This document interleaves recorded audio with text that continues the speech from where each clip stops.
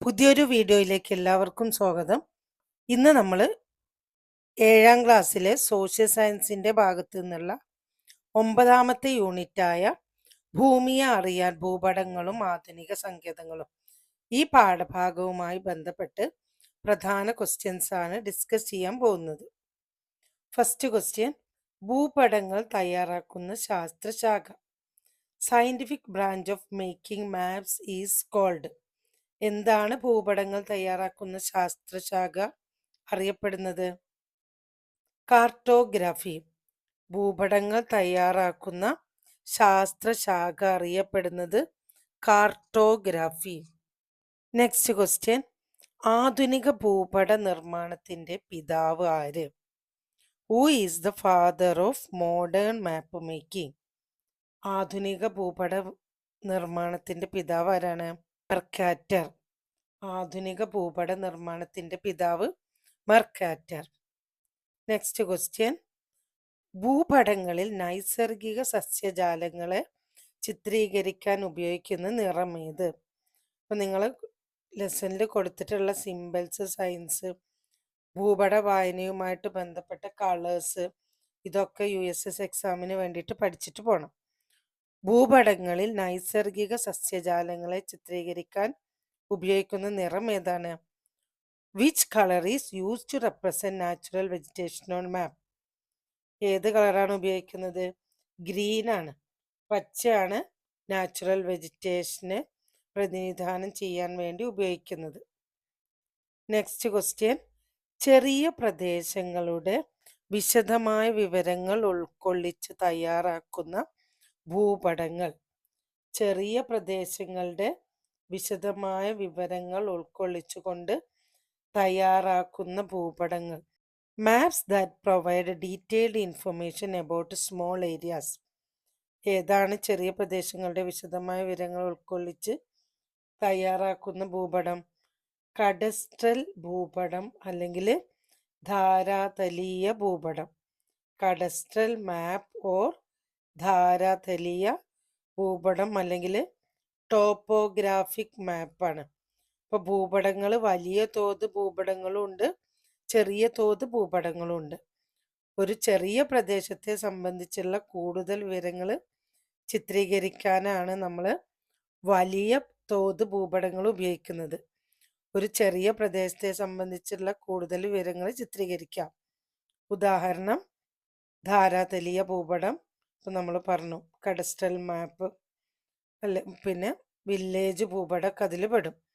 ഇനി ചെറിയ തോത് ഭൂപടങ്ങൾ എന്താണ്? ഒരു പ്രദേശത്തെ സംബന്ധിച്ച് കേവലമായ വിവരങ്ങൾ മാത്രം ചിത്രീകരിക്കാം. ലോക ഭൂപടം, ഇന്ത്യ ഭൂപടം, കേരളത്തിന്റെ ഭൂപടമൊക്കെ തുടങ്ങിയത്. ഒരു പ്രദേശത്തെ സംബന്ധിച്ച് കേവലമായ വിവരങ്ങൾ മാത്രം ചിത്രീകരിക്കുന്നത് ചെറിയ തോത് ഭൂപടങ്ങൾ. നെക്സ്റ്റ് ക്വസ്റ്റ്യൻ, പ്രദേശത്തെ ഒന്നാകെ കാണാനും ഭൗമോപരിതലത്തിലെ ഉയർച്ച താഴ്ചകൾ വേർതിരിച്ചറിയാനും സഹായിക്കുന്ന ഉപകരണം ഏതാണ്? A device that helps to see an entire area and distinguish the heights and depression of the earth surface. ഏതാണ് ഉപകരണം? സ്റ്റീരിയോസ്കോപ്പ് ആണ്. Correct answer stereoscope. Next question, satellites that move with the earth rotation are called. ഭൂമിയുടെ ഭ്രമണത്തിനൊപ്പം സഞ്ചരിക്കുന്ന ഉപഗ്രഹങ്ങൾ. ഭൂമിയുടെ ഭ്രമണത്തിനൊപ്പം സഞ്ചരിക്കുന്ന ഉപഗ്രഹങ്ങളാണ് ഭൂസ്ഥിര ഉപഗ്രഹങ്ങൾ അല്ലെങ്കിൽ ജിയോ സ്റ്റേഷനറി സാറ്റലൈറ്റ്സ് എന്ന് പറയും. Satellites that rotate the earth over the poles. ധ്രുവങ്ങൾക്ക് മുകളിലൂടെ ഭൂമിയെ വലം വെക്കുന്ന ഉപഗ്രഹങ്ങൾ. Satellite that rotate the earth over the poles. Sun synchronous satellites, സൗരസ്ഥിര ഉപഗ്രഹങ്ങൾ. ഒരു ഭൂപടത്തിന്റെ തോത് എന്താണ്? What is the scale on a map? ഒരു ഭൂപടത്തിന്റെ തോത് എന്താണ്? ഭൂമിയിലെ യഥാർത്ഥ അകലവും ഭൂപടത്തിലെ അകലവും തമ്മിലുള്ള അനുപാതമാണ് ഒരു ഭൂപടത്തിന്റെ തോത്. It's a ratio that compares distance on the map to actual distances. അപ്പോൾ നമ്മൾ ഭൂപടങ്ങൾ തയ്യാറാക്കിയിരിക്കുന്ന അളവിൻ്റെ അടിസ്ഥാനത്തിലാണ് നമ്മൾ ഭൂപടങ്ങളെ വർഗീകരിക്കുന്നത്. എന്താണ് തോത് എന്ന് പറഞ്ഞാൽ? ഭൂപടങ്ങൾ തയ്യാറാക്കുന്ന അളവ്, അതായത് ഭൂമിയിലെ യഥാർത്ഥ അകലവും ഭൂപടത്തിലെ അകലവും തമ്മിലുള്ള അനുപാതമാണ് തോത് എന്ന് പറയുന്നത്. ഭൂമിയിലെ യഥാർത്ഥ അകലവും ഭൂപടത്തിലെ അകലവും തമ്മിലുള്ള അനുപാതമാണ് ഒരു ഭൂപടത്തിന്റെ തോത്. ഇപ്പൊ നമ്മൾ ഉദാഹരണത്തിന് പറയുകയാണെങ്കിൽ ഒരു ഭൂപടത്തിന്റെ തോത് 1 centimetre is equal to 1 kilometre ആണെന്ന് വിചാരിച്ചാൽ 1 centimetre is equal to 1 kilometre, 1 centimetre is equal to 1 kilometre എന്നതുകൊണ്ട് എന്താണ് അർത്ഥമാക്കുന്നത്? ഭൂപടത്തിലെ 1 സെന്റിമീറ്റർ അകലം ഭൂമിയിലെ 1 കിലോമീറ്റർ അകലത്തെയാണ് സൂചിപ്പിക്കുന്നത്. ഈ അളവിലാണ് ആ ഭൂപടം നിർമ്മിച്ചിരിക്കുന്നത്.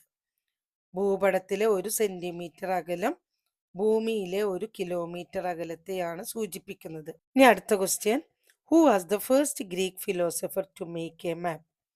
ആദ്യമായി ഭൂപടം തയ്യാറാക്കിയ ഗ്രീക്ക് തത്വചിന്തകൻ ആരായിരുന്നു? അനക്സിമാണ്ടർ ആണ്. ആദ്യമായി ഭൂപടം തയ്യാറാക്കിയത് അനക്സിമാണ്ടർ. ഒരു മാപ്പിൽ ഒരു നഗരത്തെ പ്രതിനിധീകരിക്കാൻ സാധാരണയായി ഉപയോഗിക്കുന്ന സിമ്പൽ എന്താണ്? Which symbol is commonly used to represent a city on a map? ഒരു വൃത്താണ്, സർക്കിളാണ് നഗരത്തെ സൂചിപ്പിക്കാൻ ഉപയോഗിക്കുന്നത്. ഇനി നമുക്ക് കുറച്ച് പോയിന്റ്സ് നോക്കാം. ഈ പാഠഭാഗമായിട്ട് ബന്ധപ്പെട്ട് വിദൂര സംവേദനം അല്ലെങ്കിൽ റിമോട്ട് സെൻസിങ്. എന്താണ് വിദൂര സംവേദനം, റിമോട്ട് സെൻസിങ് എന്ന് പറഞ്ഞാൽ? ഒരു വസ്തുവിനെയോ പ്രദേശത്തെയോ പ്രതിഭാസത്തെയോ കുറിച്ചിട്ടുള്ള വിവരങ്ങൾ വിദൂരതയിൽ നിന്നും സ്പർശബന്ധം കൂടാതെ ഉപകരണങ്ങളുടെ സഹായത്തോടെ ശേഖരിക്കുന്ന രീതിയാണ് വിദൂര സംവേദനം അല്ലെങ്കിൽ remote sensing. Collecting information on an object, region or a phenomenon from a distance without direct contact with the help of devices is called remote sensing. ഒരു വസ്തുവിനെയോ പ്രദേശത്തെയോ പ്രതിഭാസത്തെയോ കുറിച്ചിട്ടുള്ള വിവരങ്ങൾ വിദൂരതയിൽ നിന്നും സ്പർശബന്ധം കൂടാതെ ഉപകരണങ്ങളുടെ സഹായത്തോടെ ശേഖരിക്കുന്ന രീതിയാണ് വിദൂര സംവേദനം. വിവരങ്ങൾ ശേഖരിക്കാനുള്ള ഉപകരണങ്ങളെ എന്ത് പറയാ? സെൻസേഴ്സ് എന്ന് പറയും, അഥവാ സംവേദകങ്ങൾ എന്ന് പറയാറുണ്ട്. ഈ ഭൂതല വിദൂര സംവേദനം എന്താണ്? അതായത് ഭൂവിവരങ്ങൾ ശേഖരിക്കാൻ നാം ആശ്രയിക്കുന്ന പ്ലാറ്റ്ഫോമുകളുടെ അടിസ്ഥാനത്തിൽ, പ്ലാറ്റ്ഫോം എന്ന് പറഞ്ഞാൽ അതായത് ഭൂവിവരങ്ങൾ ശേഖരിക്കാനുള്ള ഉപകരണങ്ങൾ അഥവാ സംവേദകങ്ങൾ ഘടിപ്പിച്ചിട്ടുള്ള പ്രതലങ്ങളെയാണ് പ്ലാറ്റ്ഫോമുകൾ എന്ന് പറയുന്നത്. അപ്പോൾ ഭൂവിവരങ്ങൾ ശേഖരിക്കാൻ നാം ആശ്രയിക്കുന്ന പ്ലാറ്റ്ഫോമുകളുടെ അടിസ്ഥാനത്തിൽ വിദൂര സംവേദനത്തെ നമുക്ക് 3ആയിട്ട് തിരിക്കാം. ഭൂതല വിദൂര സംവേദനം, ആകാശീയ വിദൂര സംവേദനം, ഉപഗ്രഹ വിദൂര സംവേദനം. ഭൂതല വിദൂര സംവേദനം അല്ലെങ്കിൽ ടെറസ്ട്രിയൽ റിമോട്ട് സെൻസിങ്. ആകാശീയ വിദൂര സംവേദനം, ഏരിയൽ റിമോട്ട് സെൻസിങ്. ഉപഗ്രഹ വിദൂര സംവേദനം അല്ലെങ്കിൽ സാറ്റലൈറ്റ് റിമോട്ട് സെൻസിങ്. എന്താണിതെന്ന് നോക്കാം നമുക്ക്.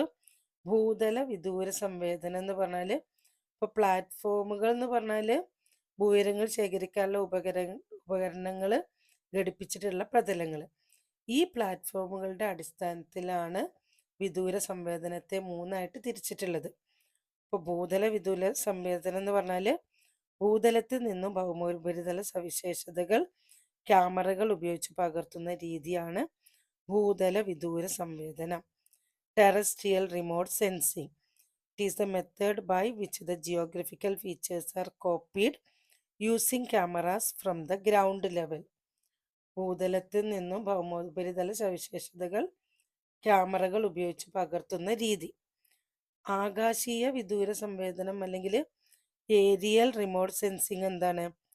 വിമാനത്തിൽ ഉറപ്പിച്ചിട്ടുള്ള ക്യാമറയുടെ സഹായത്തോടെ ആകാശത്ത് നിന്നും ഭൗമോപരിതല സവിശേഷതകളുടെ ചിത്രങ്ങൾ പകർത്തുന്ന രീതി.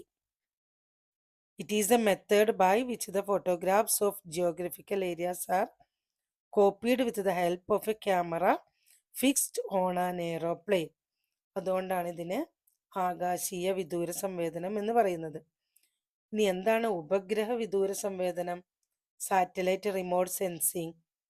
കൃത്രിമ ഉപഗ്രഹങ്ങളിൽ ഘടിപ്പിച്ചിട്ടുള്ള സംവേദകങ്ങൾ വഴി ഭൂവിവരങ്ങൾ ശേഖരിക്കുന്ന പ്രക്രിയ.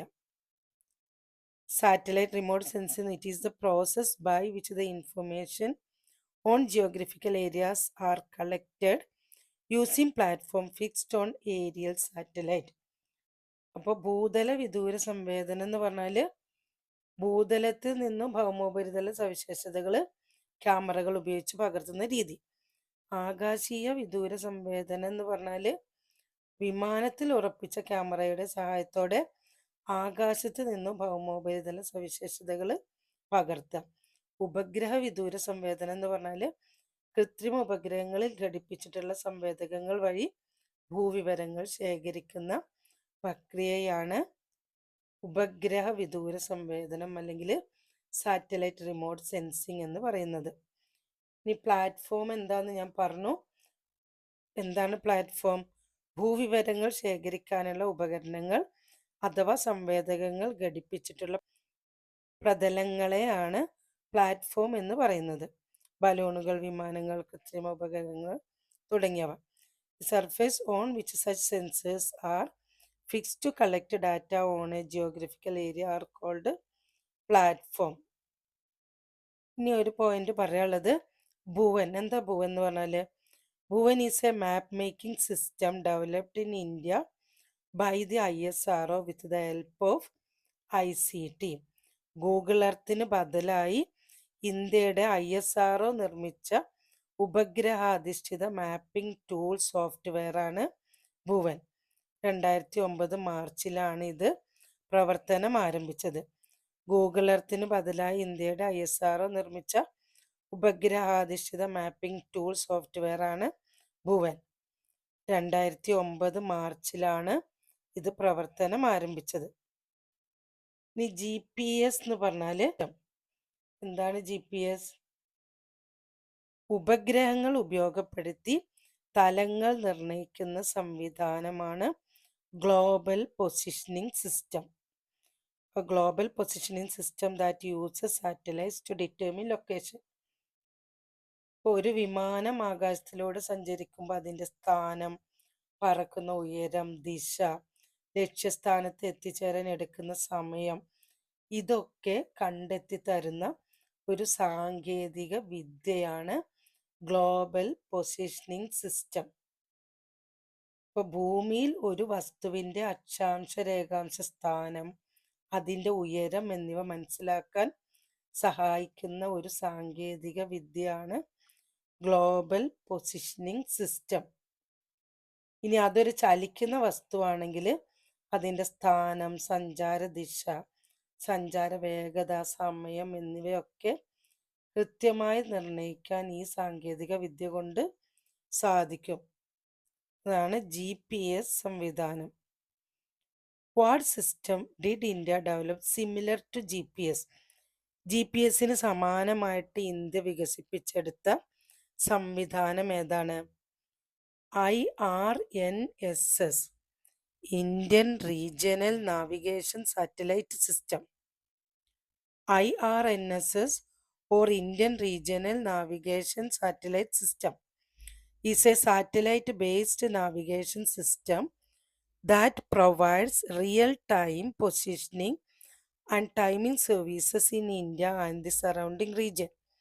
It is also known by its operational name, Naval Sea, which stands for Navigation with Indian Constellation. ചിലപ്പോൾ ഇതിൻ്റെ ഫുൾ ഫോം ഒക്കെ ചോദിക്കാം. IRNSS, Indian regional navigation satellite system.